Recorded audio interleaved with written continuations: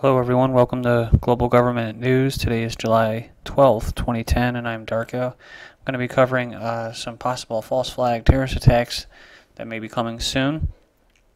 I have a video here that I'm just going to jump right to, and I'll have some articles I'm going to be covering afterwards. So, the latest terror warning out of Washington has caught a lot of people's attention. Intelligence leaders say it's certain that Al-Qaeda will attempt a terrorist attack on U.S. soil within the next 3 to 6 months. Jennifer Wishon has the details. It's enough to keep the director of the CIA awake at night. Al-Qaeda is adapting their methods in ways that oftentimes make it difficult to detect. Changes that include deploying operatives into the U.S. to carry out attacks from within and using clean recruits who have no detectable connections to the terror network. The nation's top intelligence officials reported the information during hearings on Capitol Hill. They also answered for mistakes. We in the intelligence community did not identify Mr. Abdulmutullab before he boarded Northwest Flight 253 on Christmas Day for Detroit.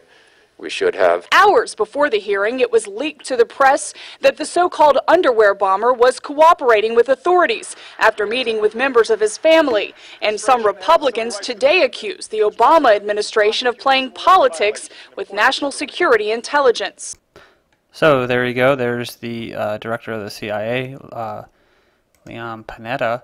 And I remember when that was published, or when they came out and said that, that usually means that I mean, it's pretty sad to say, but I believe that, I don't believe, let's say this, I don't believe that most attacks are legitimate.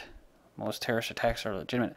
I think it's like most cases where with this underwear bomber, because this was just what, about a month prior to this statement that the director made, and you had Abdulmutullab, who was seen to be escorted by this Indian individual, and without going into the entire thing, basically it ended up coming out that he was working for the actual intelligence agencies, that he was feeding them information.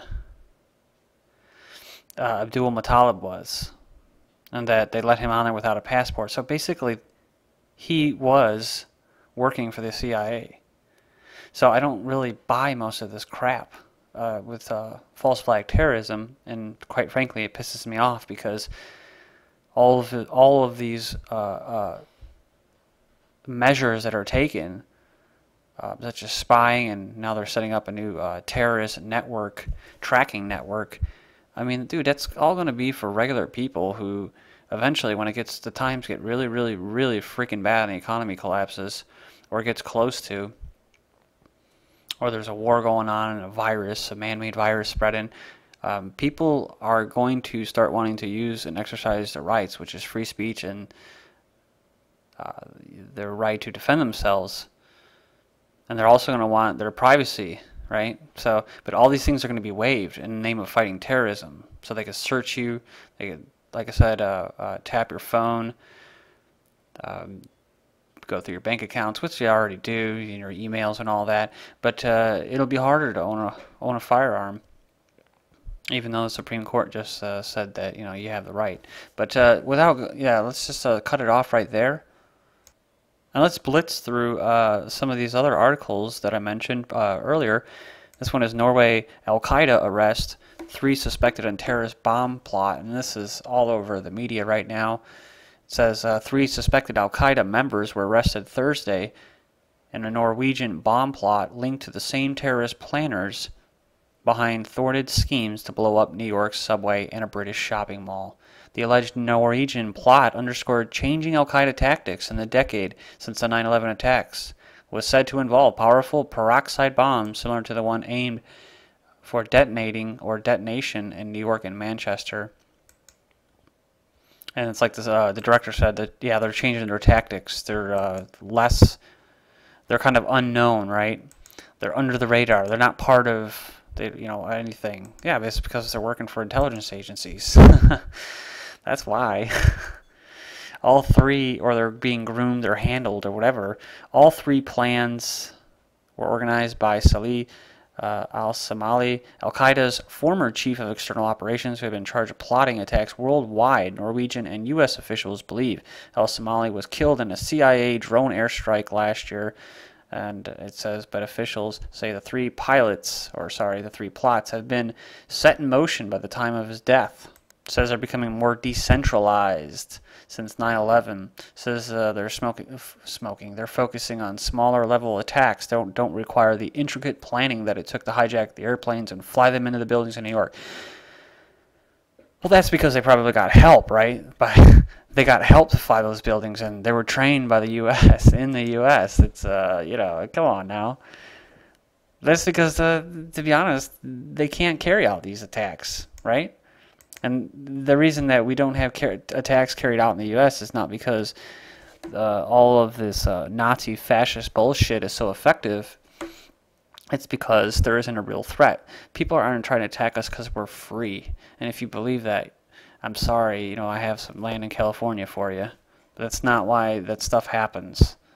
It's used to have you focus on somewhere else, far away, while your liberties and freedoms are being stolen from you at home in the name of preventing that threat, which in the end and always you end up finding out that your government, your big brother, knew about it and could have prevented it, but they're just so stupid and incompetent, right? That's why these little foiled attempts or whatever even occur, right?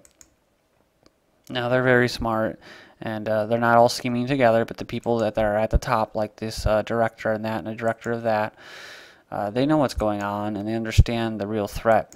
And in order to keep their established order, they have to attack themselves and play the victim, and then go on the attack. And usually that it's aimed at just regular citizens. But now in the media, since the last 6 months, you've had a lot of this building up of Al-Qaeda and that, and so there's a good possibility that there could be another false flag terrorist attack here in the United States or England. And the CIA director said 3 to 6 months. That was in February of 2010, so that would be August. So sometime before the end of August, they're expecting an attack. So we'll see what happens. But this says, close to home, Hezbollah terrorists are plotting right on the U.S. border. And this was from July 11th, 2010. So speaking of the Islamist enemy cropping up in unlikely places, Iran's favorite terrorist outfit, Hezbollah, a menace to Israel and Lebanon, has been caught plotting right in our backyard. Well, hopefully they don't approach, our government doesn't approach this situation in the same fashion that they did and have with the immigration. Because then we're in trouble, right? This is from May 5th. Times Square bomb plots spotlights larger U.S. fair. Waves of smaller attacks could be devastating, which means that they get to look more and more into just a regular civilian population, because you could be a target. You are not a target, but you could be an enemy of the state. All of us are possible terrorists. So you don't have to be screaming Ali Akbar to be profiled. If you speak bad about your government, you could be a terrorist. We have this article, jet makes emergency landing in Aleutians, and this is from July 12th, 2010. And I just found this article while making this video. Illinois cousins sentence and plot to kill U.S. soldiers, from July 12th, 2010. And two cousins said they admitted they wanted to kill U.S. troops in Iraq as part of Ohio-based cell. And this is from July 12th. It says Brazil Air France jet takes off after bomb scare in Brazil. And we have a new faction of al-Qaeda. Now it's al-Shabaab. New al-Qaeda threat. Somali group claims blasts in Uganda. Saw the emergence of a new international terrorist group. Kills 74 people during the World Cup. The era of cheap Chinese goods may be ending. So, U.S. Tomahawk missiles deployed near China to send a message. And then you have Russian spies. Russia continues to fly nuclear bombs near U.S. airspace, July 7th. And we have 46 U.S. warships plus 7,000 Marines en route to Costa Rica, July. This report, Israel and U.S. were preparing for war with Iran. Armada of U.S. and Israeli warships headed for Iran. Order out of chaos.